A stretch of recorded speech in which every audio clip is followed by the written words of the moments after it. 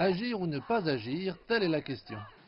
Il est temps d'agir, c'est un choix. Aucune excuse n'est possible pour ne pas parvenir à des accords.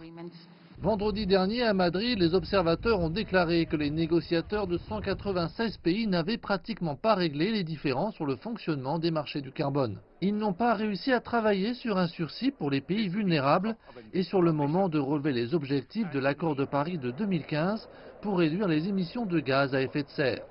Une impasse reste réelle malgré les pressions exercées autant à l'intérieur qu'à l'extérieur des salles de négociation. La COP25 a lieu à la suite de catastrophes liées au climat sur la planète, notamment des cyclones sans précédent, des sécheresses mortelles et des vagues de chaleur historiques.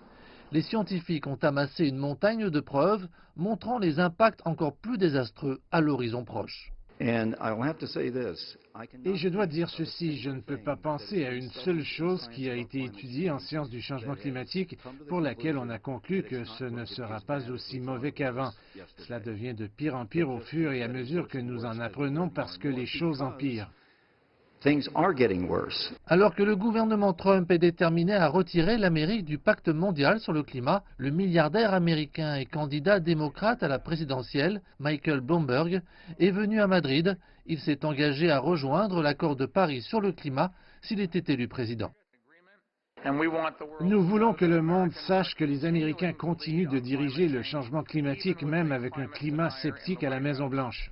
Madrid était pourtant considéré comme une rampe de lancement cruciale où les pays pouvaient faire preuve de bonne volonté avant le sommet de la COP26 de Glasgow l'an prochain.